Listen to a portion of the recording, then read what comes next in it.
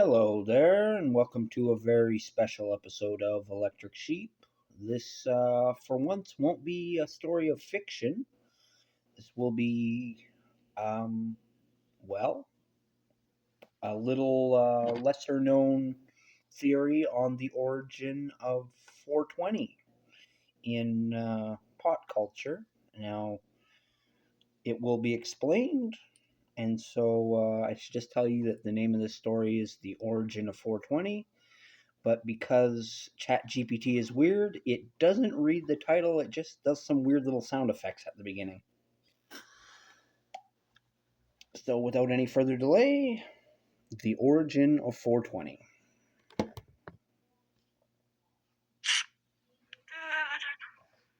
People love to debate the true origin of 420, that strange, almost sacred number in cannabis culture. Most nod knowingly at the tale of a group of California high school students who called themselves the Waldos.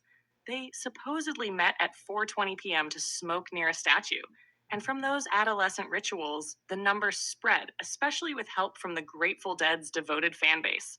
Yes, the Dead helped popularize the term. Yes, the Waldos' tale is well documented. But is that the true origin?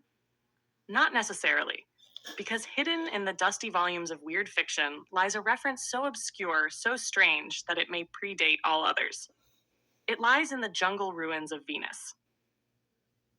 In The Walls of Eryx, a lesser known science fiction story written by H.P. Lovecraft and Kenneth Sterling in 1939, the protagonist is a crystal harvesting explorer caught inside a transparent alien maze. While trapped, he is tormented by visions and hallucinations brought on by the heat, the isolation, and a native Venusian plant.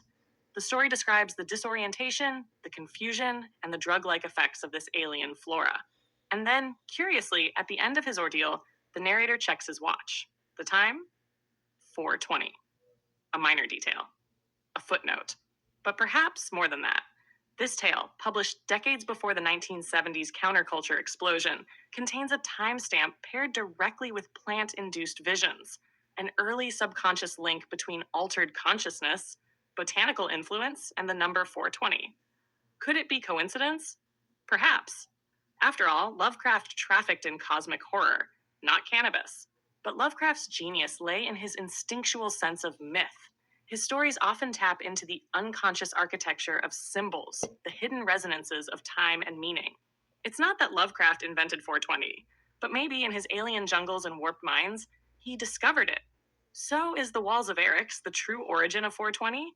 No one can say for certain, but it is, without a doubt, the eldritch seed, a strange whispered clue in the mythos of marijuana.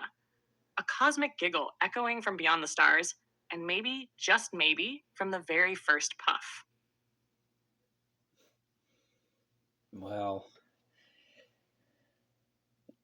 the AI gets a little poetic with its wording and all that, but sometimes a reference is just a reference, and that's what I think 420 may have been originally, was a reference to this story.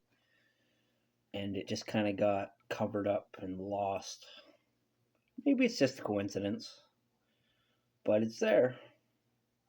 And it's just something that I like to bring up. It's not something I discovered myself. I believe it was brought up on the H.P. Lovecraft literary podcast. And that's where I first heard of this alternate origin of 420, or the theory that this is the origin of 420. And I, for one, am in favor of it because I think it just makes sense, and it is the older reference. I think that the other references are true, the Grateful Dead and the Waldos, but I think the more obscure reference could just as easily been the origin of the association between, tripping out on a plant and a number. But anyways, this has been Joseph Arthur Roszell, thanking you for listening. I wish you all the luck in the world, and I love you.